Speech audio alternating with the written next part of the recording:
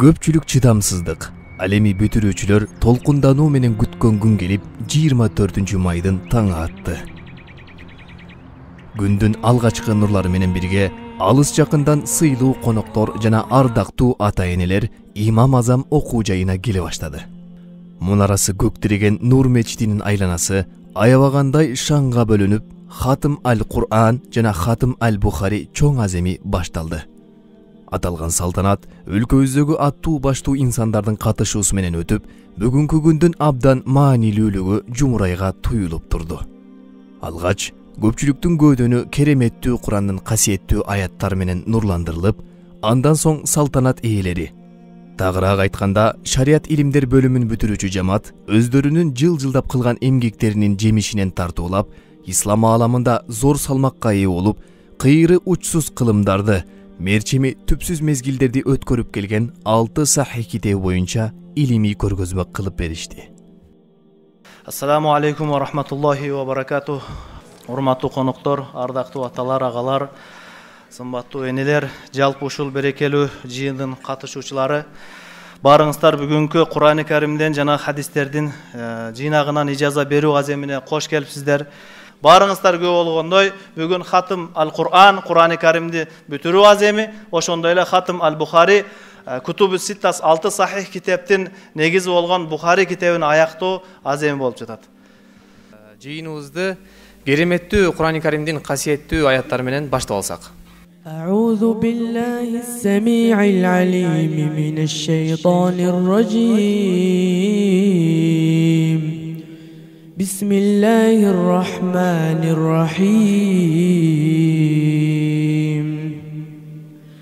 فأرادوا به كيدا فجعلناهم الأسفلين وقال إني ذاهب إلى ربي سيهدين رب هب لي من الصالحين فبشرناه بغلام حليم ما شاء الله. Кур'ан-ы Каримдин кооз тилаватын угуп жүрөгүбүз чыргагандай, эми пайгамбарыбыз Мухаммад саллаллаху алейхи ва салламдын хадистерин дагы кооз окуу менен жүрөктөрүбүздү эс алдырсак. Бисмиллахир-рахманир-рахим. Elhamdülillahi Rabbil alemin ve salatu ve selamu ala seyyidil enbiya'i vel mursalina ve ala alihi ve sahbihi ecma'in amma ba'du. فإن أصدق الحديث كتاب الله وأحسن الهدي هدي محمد صلى الله عليه وسلم وخير الأمور عوازمها وشر الأمور محدثاتها وكل محدثة بدعة وكل بدعة ضلالة وكل ضلالة في النار. Мен пайгамбарыбыз саллаллаху алейхи ва саллям Нурду мечитинде имам Малик рахматуллахи алейхи менен бирге олтурат элем. Аңгыча бир киши келип, араңарда Абу Абдулла Малик деген адам барбы деди. Адамдар имам Малик рахматуллахи алейхини көргөзүшкөндө, жанагы адам анын жанына келип, саламдашып, чекесинен өп, кучагына бекем кысып мындай деди: "Бүгүн түнү түшүмдө пайгамбарыбызды көрдүм. Ал дал ушул орунда олтурган болчу. Андан кийин пайгамбарыбыз Маликти чакыргыла деди.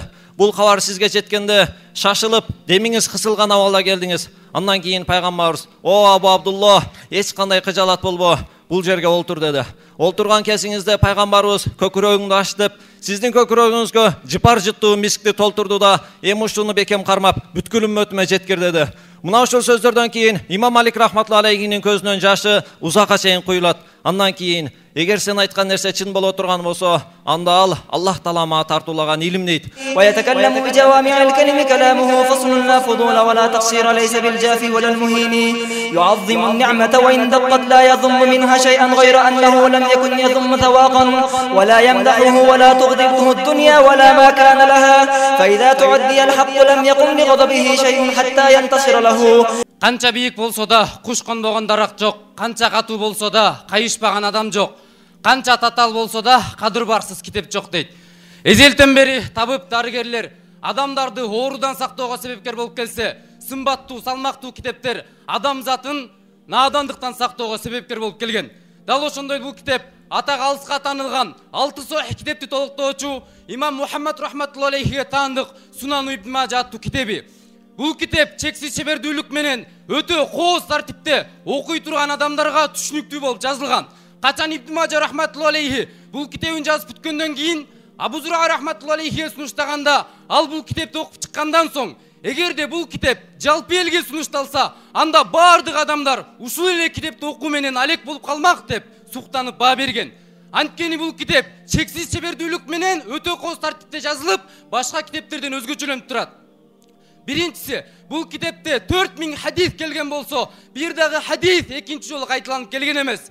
Ал эми башка китептерде мындай такрор көп эле кездешет. Экинчиси, Кутубу Ситтанын ичинен 5 улуу имам өз китептерин тахарат, ниет тууралуу баптар менен баштаган болсо, бул имам өз китебин Иттибау сунна, сүннөткө эргешүү деген бап менен баштаган. Качан анын себебин сураганда, имам сап мындай деп жооп берет. Адам баласы кандай гана амал кылбасын, пайгамбар алейхиссалам көргөзгөндөй болбосо, ал эч кандай кабыл болбойт дейт. Жакшы эмгек элге батсын эт дегендей, бул китеп 6 сохих китептин ичине кантип кошулуп калган. Хижраттын 5-кылымына чейин адамдар арасында сохих деп таанылган 5 эле китеп бар болчу. А бирок ошол учурда жүздөгөн китептер жазылып, күч алып турган учур эле. Ошентип аалымдар 6-чы сохих китепти киргизебиз, кайсынысын киргизебиз деп терең ойго батып калышат. Себеби бардык китептер бири-биринен калышпас, бирөөнүн ат көтөргүс даңкы бар, минге бергис баркы бар дегендей салмактуу китептер эле. Мисалга ала кетсек, Муатта имам Малик, Муатта имам Мухаммад, Дарими, Дару Кутни, Муснаду Ахмад сыяктуу өз алдына ат салдыргыс китептер эле. Мына ошентип 5-кылымдын аягында бүткүл улама алымдар 6-чы сохих китепти киргизүү үчүн чогулушат. Түш тараптан айтылган ой пикир, баа берүүлөрдүн негизинде Мухаммад бин Тохир рахматуллахи алейхи 6-чы сохих деп Сунан Ибн Мажа китебин жарыялаган. Мына ошол кылымдан бери эң жогорку окуу жайларда окулуп, деңиздей терең хадистери менен жалпы үммөттү сугарып келүүдө. Аллах Таала Кур'ан-ы Каримди сактоого өз убада берген. Эми хадис илими дагы сакталууда 3 түрдүү ыкма менен хадистер сакталып келген. Биринчиси Пайгамбарыбыз саллаллаху алейхи ва салламдын доорунда, алтын доордо сахабалар түздөн-түз пайгамбарыбыздан угуп, жаттап башкаларга жеткирет эле. Бул биринчи ыкма. Экинчиси ошол айтылган хадистерге амал кылып, амал түрүндө сактап калуу. Үчүнчүсү азыркы биздин улуу аалымдар жазып өткөн Сахих Бухари, Муслим китеп аттуу китептерге хадистерди чогултуп ушул ыкма менен сактоо. Бул акыркы эки ыкма алхамдулилла амал менен сакталып келип атат, китептер жүзүндө бар. Эми биринчи ыкма жаттап калуу ыкмасы бир аз акыркы доорлордо алсырап, Орто Азиядан бир аз жоголуп баратканда, сүйүктүү устазыбыз Абдурахим Шейх устаз негиздеп хадис академиясы негизделди. Ошол биринчи ыкма боюнча хадистерди жатка сактоого дагы мээнет болуп жатат. Ошол мээнеттин натыйжасында бир канча балдарыбыз миңдеген бир хадистерди жаттаган эле. Буга көрүп күбө болуп жүрөсүздөр. Ар бир окуу жайыбызга улуу аалымдар келгенде бир аз сынак катары, экзамен катары суроо бердиребиз. Балдарга дагы бекемдик болсун, дагы сиздердин илимиңиздерден пайда алсын деп. Азыр ошол хадис академиясынын балдары чыгып, хадис жаттоонун фазилеттерин айтып берсе, андан кийин бир аз сиздерден суроо алып, андан кийин ага жооп беришке аракет кылышса иншалла. Рахманир-рахим. Могул китепти алдын ала ачпастан биздин болочок устаздардын астында ачалы. Кана бисмиллахир-рахманир-рахим. عن أبي البختري قال سألت ابن عباس عن بيع النخل. عن أبي البختري قال سألت ابن عباس رضي الله تعالى عنهما بيع النخل فقال نهى رسول الله صلى الله عليه وسلم بيع النخل حتى يكل منها حتى يأكل وحتى يزنى فقلت ما يزن قال حتى يحزر وللبخاري عن السلم في النخل. ما شاء الله. بسم الله.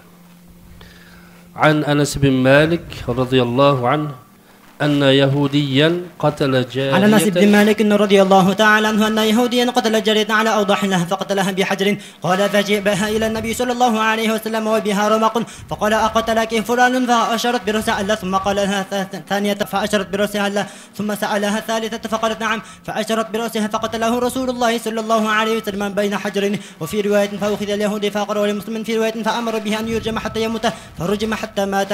إن الله عز وجل يبعث لهداة الأمة على رأس كل 100 سنة من يجدد له دينها. Allah Taala ümmetin tuğra jolgo түшүүсү үчүн ар бир 100 жылдын башында динди бекемдей турган алымдарды жөнөтүп турат дейт. Мына ошол 100 жылда бир келип дүйнөнүн булуң бурчуна атак аттын кашкасындай таанымал болгон бүткүл үммөттү пайгамбарыбыз саллаллаху алейхи ва салламдын хадистери менен суугарган жана хадис жаатында 100 000 деген хадистерди жатка айткан, албетте Амирул муъминина фил хадис, хадис илиминде момундардын амири болгон Мухаммад бин Исмаил аль-Бухари рахматуллахи алейхи. Имам Бухари хижраттын 194-жылы өз убактысында илимдин борбору болуп турган Бухара шаарында көзү азиз абалда жарык дүйнөгө келет. Ата мээри менен эрте ажырап, Имам Бухаринин жаштыгы мээримдүү, такыба апасынын көзөмөлүндө өтөт. Ак ийилет бирок сынбайт дегендей, апасы баласынын көзү кайтуусу үчүн жалбарып, жалынып, дуа кылып жүргөн түндөрдүн биринде Ибрахим алейхиссалам апасынын түшүнө кирип мындай дейт: Аллах Таала сенин ыйдубаңдын берекетинен балаңдын көзүн кайтарып берди дейт. Эрте менен туруп караса, баласынын көзү көрүп калган болот. Кудум эле бул көздөр хадис үчүн жаралгандай. Имам Бухари жаштайынан хадис үчүн хадис алууга 7 жашында Аллахтын сөзү болгон Кур'ан-ы Каримди толук жаттайт. Ал эми 10 жашында пайгамбарыбыз саллаллаху алейхи ва салламдын 1000 деген хадистерин жатка айткан, дасыккан жигит болот. Болор жигит 15-inde башмын дейт, болбос жигит 30-unda жашмын дейт дегендей, Имам Бухари рахматуллахи алейхи жаштайынан эле өз алдына ат салдыргыс, теңдеши жок зээндүү, зирек бала болот. Мисал катарында бир окуяга токтололу. Басра шаарындагы бир медресенин окуучулары хадис сабактарына калем бараксыз келген 10 жашка чыга элек жаш балага таң калышат эле. Качан медресенин мугалими пайгамбарыбыздын хадистерин айтканда, ошол жаш баладан башка баарысы жазып калууга шашылат эле. Бирок жанагы жигит күндөр өттү, жазган жок. Шериктер ага кайрылып, сен хадис сабактарына жөн гана келип, убактыңды текке кетирип жатасың дегенде, аларга ишеничтүү карап, силер токтогон жазган хадистерди алып келгиле дейт. Ошол учурда 15 000 хадис жазылган барактарды чогултушканда, баштан аяк жатка айтып бергенде, жанагы жаш балдар жазууда кетирген каталарын түздө болот дейт. Бүгүнкү жыйыныбыздагы бир өзгөчө бөлүгү Бухари китебинен акыркы хадисин устазыбыздын алдында окуп беришсе, окуучулар калгандары ушуга күбө болобуз иншалла. Бисмиллахир-рахманир-рахим. باب قول الله تعالى ونضع الموازين القسط ليوم القيامة وأن أعمال بني آدم وقولهم توزن. وقال مجاهد القسطاس العدل بالرومية ويقال القسط مصدر المقسط وهو العادل وأما القاسط فهو الجائر. قال حدثنا أحمد بن أشكاب قال حدثنا محمد بن فضيل عن عمارة بن القعقاع عن أبي زرعة عن أبي هريرة رضي الله تعالى عنه وعنهم قال النبي صلى الله عليه وسلم كلمتان حبيبتان إلى الرحمن خفيفتان على اللسان ثقيلتان في الميزان سبحان الله وبحمده سبحان الله العظيم. Ар бир жердин айрыкча шарты болот эмеспи? Ар жыйындын өзүнчө көркү болот эмеспи демекчи? Бүгүнкү салтанаттагы бир каймактуу бөлүгүнө келип жеттик деп айтсак дагы болот. Бүтүрүүчүлөргө пайгамбар саллаллаху алейхи ва салламдын улуу сүннөтү жана ошондой эле сыйлуу кийими болгон селде жана чепкен кийгизүү амалы. Бул амал улуулардан уланып келген салт десек дагы болот. Буга чейин жалпыңыздарга маалым болгондой эле окуу жайыбызда Алланын жардамы менен Кур'ан бөлүмү, ошондой эле шариат илимдери бөлүмү да окутулат. Анысы кандай бүгүн дагы аземибиз Хатым аль-Кур'ан жана Хатым аль-Бухари. Азыр эки жаатта тең Кур'ан бөлүмү бүтүрүүчүлөргө дагы жана ошондой эле шариат илимдери бөлүмү бүтүрүүчүлөргө дагы устаздар тараптан селде чепкен кийгизет. Эң алгач бизге ата атаса куту сүйнөт демекчи Кур'ан бүтүрүүчүлөрүн алдыга чакырып алсак. Акматалиев Нурмухаммед, Кудайбергенов Хабибулло.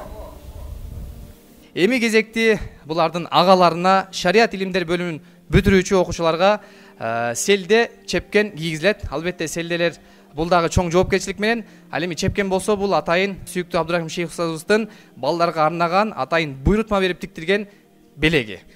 Алтымышев Алтынбек, Акылбек уулу Анас, Халилов Исхак, Машалла. Нурматов Абдулазиз. Бүтүрүүчүлөргө диплом жана 9 китептен ижазалар берилип бүткөн соң, окуу жайга ар тараптан колдоо көрсөтүп, өз салымын кошкондорго ыраазычылык билдирилип, белектер ыйгарылды. Эми ушунчалык иш болгондон кийин, урматтуу бир туугандар, бул иштин бардыгына ар бир адамдын салымы бар. Ошол салым кошкон адамдардын кээ биркилерине анча-мынча рахмат айтып коелук, себеби адамдарга рахмат айта албаган инсан Аллахка рахмат айта албайт дегендей. Бул көрүп турган окуу жайдагы, бул дин агартуу борборундагы ар бир ийгиликте ар бир адамдын салымы бар. Жада калса үйдө турган чоң ата, чоң энелерибиздин дагы дуа менен кылган салымы бар. Ошондуктан ар дайым бизге ушул окуу жайыбыздын өсүп өнүүсү үчүн Азирети муфтибиз жана ошондой эле мамлекет башчылары да келип зыярат кылып, мына ушундай жакшы иштерге күбө болуп тургандыгына өтө сүйүнүчтүбүз. Сиздердин дагы башыңыздар аман болуп, ар дайым ушундай жакшы иштерде жүрүүңүзгө биз иншалла тилектешпиз. Жана ошондой эле бир канчасына бир сыйлык жасадык элек, ушуну тапшырып койгонго уруксат этсеңиздер. 5 манты жоопкерчилиги чектелген коому Жусуп Баласагын атындагы дин агартуу борборуна өз салым кошкондугу үчүн 5 манты жоопкерчилиги чектелген коому сыйланат. Пайдаңыз тие берсин ар убакта, колдосун өзүңүздү Аллах Таала, Фирдавус бейишине түбөлүккө кошуна болуңуз сүйүктүү пайгамбарга. Жана ошондой эле Абдурахманов Абдумалик агабыз азыр кабарлап айта кете турган болсок, бүгүн алхамдулилла бир 2 той болуп атат десек, 2 жакшы майрам болуп атат десек жаңылышпайбыз.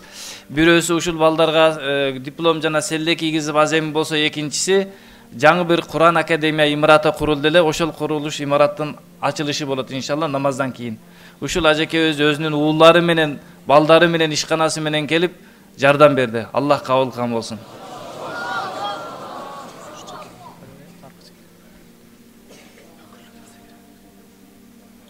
Андан кийин Ясынахунов Элнур жана ошондой эле Исмаилов Уран.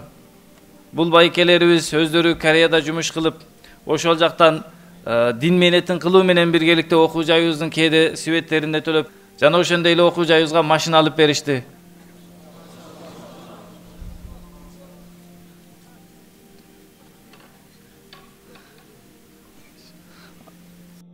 Супатаев Казыбек ар дайым окуу жайыбызга салым кошуп, аксакалыбыз уулу менен келип жардам берип турат. Ооз ачтырып, жана ошондой эле ар дайым акыбалын сурап, көп динге салым кошкон. Жана ошондой эле Жусуп Баласагын атындагы дин агартуу борборуна өз салым кошкондугу үчүн Жоробаев Азамат сыйланат. Азамат байкебиз ушул жана Чубак ажатындагы китепканага жана ошондой эле азыр ачылып жаткан академияга сыртыны таш кылып берүүгө өтө чоң салымын кошту. Алла разы болсун. Жана ошондой эле аты айтылбаган, көпчүлүгү биздин атыбызды айтпагыла деп салым кошкондагы демөөрчүлөрүбүз, берешен адамдарыбыз өтө көп. Аллах Таала баарыңыздардын кошкон салымыңыздарды Аллах Таала кабыл кылган болсун. Ар дайым ушундай жакшы иштерде жүрүүгө ийгиликке мүмкүнчүлүк берсин. Салтанаттуу азем аяктап, коноктор тарабынан бүтүрүүчүлөргө нускалуу насааттар, жакшы каалоо тилектер айтылды. Коомду иманга, исламга тарбиялай турган, динибизди, Кураныбызды жеткире турган ушундай илимдүү, билимдүү жаштарыбыздын дипломго ээ болуп, илимге ээ болуп, мына бүгүн жооптуу кызмат жүктөлүп, ушундай бир мерасим болуп жаткандыгы болгондо дагы жогорку деңгээлде. Аллах ыраазы болсун. Андан кийин ушул диплом алган, илимге ээ болгон талабалардын, устаздардын ата-энелерин куттуктап кетмекчимин. Себеп дегенде бул өтө чоң Кудай Таала тарабынан берилген бул дүйнөдөгү чоң белек. Ошол эле мезгилде кыямат күнү, хашыр күнүндө, эсеп кысап күнүндө адамдар бири-биринен качып калат. Атадан баласы, баладан атасы качып кала турган күнү сүйүктүү пайгамбар саллаллаху алейхи вассалам айтат, билим ээлери, өзгөчө Куранга, динге кызмат кылган алымдар ата-энесин издеп калат экен. Себеби Кудай Таала тарабынан берилген ошол тажыны мен ата-энемин башына кийгизейин деп ошол жерде бүгүнкү мына диплом алган, Куран ээси болгон, Куранга кызмат кыла турган болочок карыларыбыз, алымдарыбыздын ата-энелери коттуктап кетмекчимин иншалла. Бүгүн ушундай бир улуу күндө отурабыз, илим мажлисинде отурабыз. Мына 3-чү жыл мен ушул жерге келип атам. 3 жыл катары менен келсем, улам бир түрдүү нерселерди көрүп атам. Анан ушул жерде менин чын жүрөгүбүздөн адамдарды бузабыз деп, ар кандай адамдардын арасына сөз салган ушундай бир фитна заманда жашап атабыз. Бирок ушу чын жүрөгүбүздөн ушу устазыбыз Абдурахим шейхке разычылык билдиребиз. Бул кишинин жанында мына Алла Тааланын колдоосу, жанында мына тегерегинде ошо устаздар ошентип туруп анан ушундай ийгиликтерге жетилинип атат. Мен эми билбейм, мен билбеген эле жер болуп калбаса, билген жерлерден ушуну мына Кудайга шүгүр деп туруп айталы.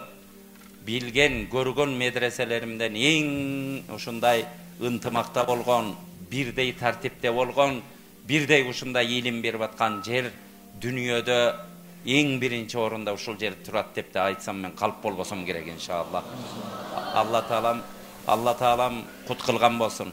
Кур'ан-ы Каримде ваттакуллах ва юаллимукумуллах. Алладан коркула, Алла илим берет дейт. Урматтуу бир туугандар, моунча илим жөн жерден келбейт. Бунун артында бир такубалыктар бар. Алла үчүн ыйлаган көз жаштар бар. Түндөлөрү турган мээнеттер бар. Канчалаган аракеттер менен келинип аткан нерсе. Же болбосо ушу жөн эле бир китепти баштан аяк мынтип жаттап ошо жерге сакташ канча кыйын болуп атат. Үйдөгүбүздө кан жаныбыздан жаралган балдарды ар бир ата баласын жакшы болушун, эң жакшы болушун каалайт экен. Өзүнөн артык болушун. Бирок ошо балдарыбызга 4 сүрө жаттатыш өтө кыйын болуп атат. Бир туугандар ушунда Куранды ушу 10 кыраат менен ижаза алып аткан, ушинтип Сахих-ис-Ситтаны ушинтип жата алып аткан, монча илим деген жөн жерден келбейт. Артында көз жаштар бар, бирөөлөрдүн аракети бар. Урматтуу ушу балдарын ушул жерге аманат кылып берген ата-энелерди да баатыр деп ойлойбуз. Мына бүтүргөн, ушул жерде азыр диплом алып аткан, ушул жерде селде кийип аткан балдардын бардыгынын жолдору ачык болсун. Кудайым иншалла өмүрүңөрдү узун кылсын. Бул жерлерге эмне деген адамдар келип кетпей атат. Адамдардын жүрөгү жөнүнө тартылбайт. Бишкекте үйүңө чакырсаң киши келбейт азырчы. Адамдардын курсагы ток. Адамдар бир жерге баргысы келбей калган заманда жашап атабыз. Бирок адамдар бул жерге эмне үчүн келет? Анткени ушундай руханий бир күч тартып келет ушул жерге. Ушул жерге президенттен бери келип атат. Бардыгыбыз ушул жерде шүгүр деп Кудайым буйрса, бири-бирибиз менен иншалла дуа кылалы. Анан бир туугандар ушул жерде отурган 600-700 бала, устазыбыз ушул жерде канчалаган бала лагерде келип аткан 1000 деген балдар экен иншалла. Силер ушундай бир дуа кабыл болуна турган жерде турасыңар. Силердин дуаңарга таянып, ушу балдардын дуасы кабыл болот деген ниет менен айтып атабыз. Ошон үчүн ичинде да бизге да унутпай дуа кылгыла иншалла. Абдурахим устаз өмүрүңүз узун болсун, ушунча кызматты Кудайым сизге ыраа көрүп атат. Баягында Абдушукур аке, Абдушукур Нарматов деген устазыбыз бар билесиңер. Ошо киши жөнүндө бир-эки ошто барсам ушундай көп бир 400-500 киши мен ал кезде муфтилик кызматта элем.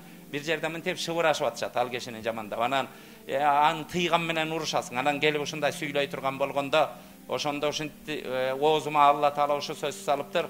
Карасаңыз бул киши ошо Абдушукур ушу 30 жылдан бери кыйкырып атып 100 000 деген адамдын намаз окушуна себеп болгон. 10 000 деген адам арака бузулуп кеткенде арагынын ташташына себеп болгон. 10 000 деген үй бүлөлөр талкаланып ажырашып кеткенден кайра жарашканына себеп болгон. Канчалаган 10 000 деген жетим балдарды ата-энелери таштап кетип, кайра ошо кишинин кыйкырганын угуп отуруп, кайра барып ошолорго ата болгонго себеп болгон. Ошого Алла Таала колдонду бул кишини.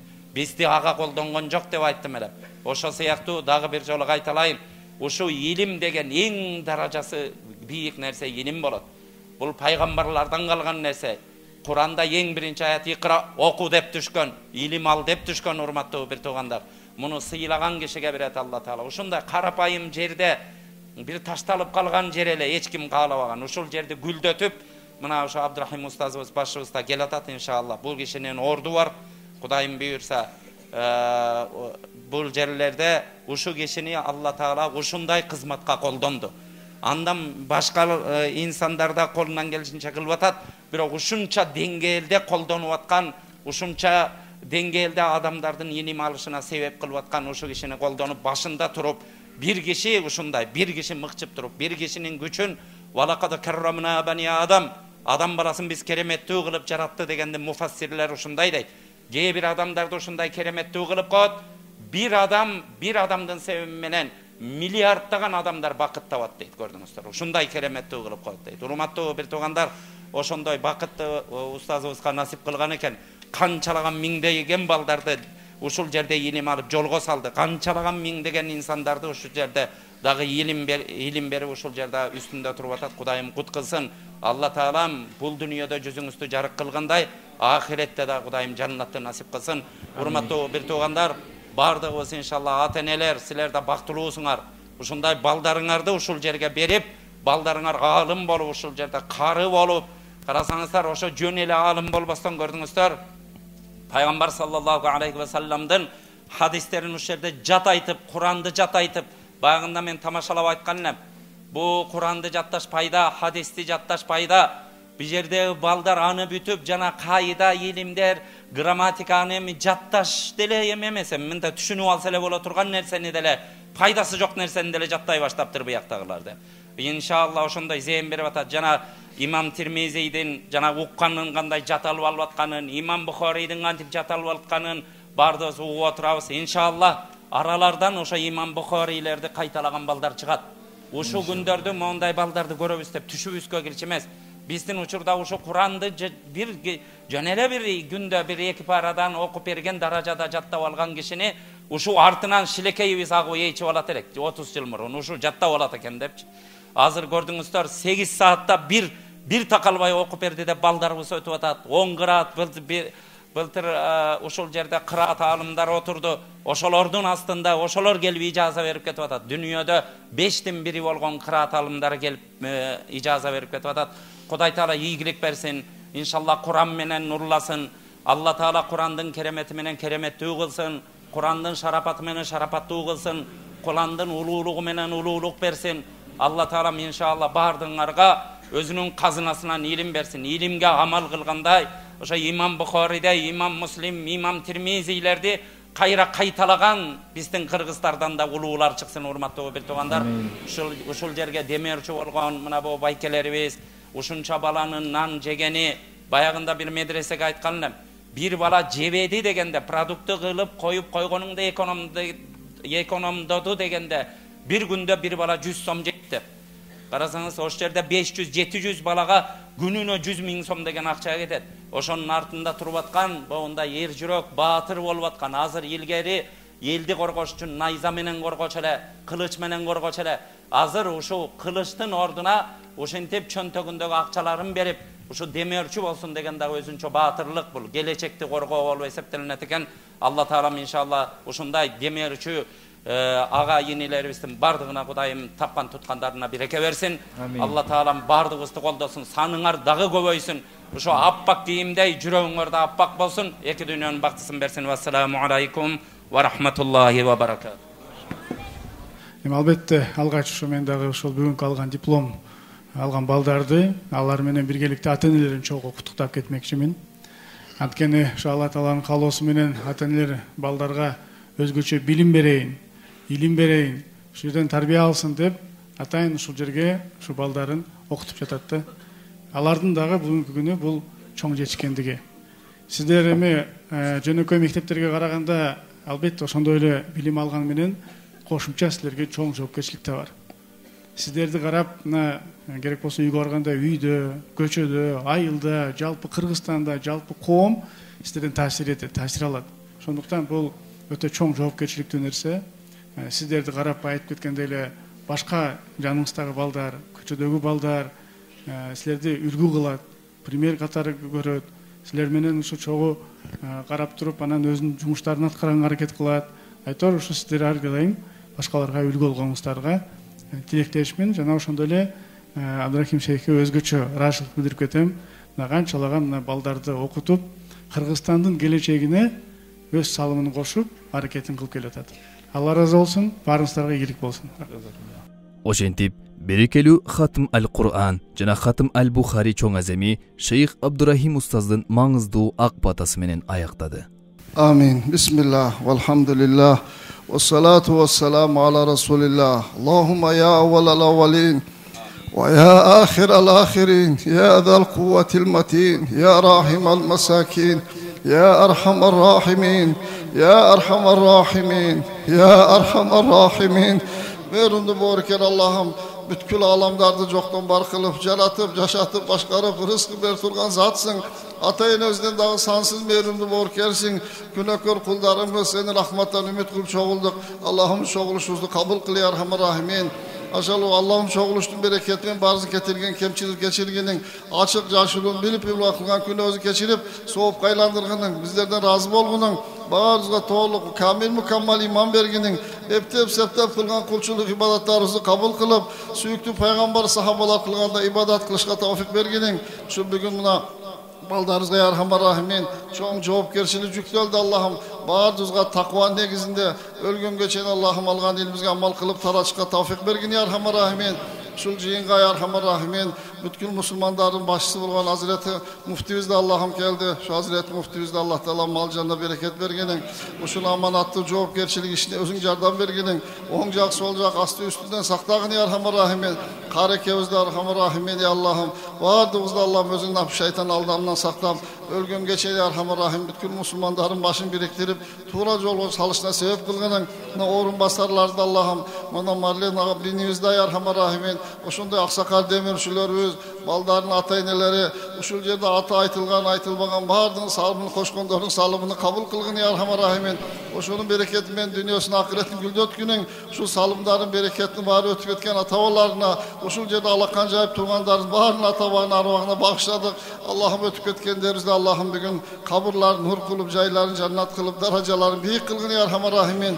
Ey merimdülördün merimdüsü, bağırdığımızın Erhamer Rahimin, hayırlı jakşı yaşo bergenin, Allah'ım bizim ölgönün burada bari günözü keçirmeyince canınızda albağının, Erhamer Rahimin bağırdığımızga tozokta haram kılmayınca bizim canınızda albağının, bağırdığımızga beyişke çeçim çıkarmayınca Allah'ım bizim canınızda albağının, bir gün gelet bağırdığımız kapkaran körde calgız kalıp kalavuz, öte korkunuşlu yerde Allah'ım bizim kör azabından saklağının, Allah'ım körüzlü kenden jarı kılgının, kıyamattan 50 bin yıldık Allah kıyınçılık şermindeçiliklerine saklayar Erhamer Rahimin, cançı dağız tozok otuna saklağının, bağırdığımız ya Allah uşun yerde çoğultkanday beyişte de, Peygamber sallallahu aleyhi ve sellem'le Allah firdevs cennatta çoğultkun ya Erhamer Rahimin, Merundu borker Allah'ız, süyüktü memleketizde Allah saklağının, kıyamat kaçer memleketin celegin celbiletkinin Allah'ım, memleket başımızda Erhamer Rahimin, özün bağırdık şari işlerine cardan berginin Allah'ım, özün kolduğunun büyük memleketimizde Allah'ım, Kabe'ni saklağını sakla berginin, bağırdık meşri medreselerimizde Allah'ım, büyük din hizmetkarlarını Erhamer Rahimin, bağırdık memleketimizde Allah'ım,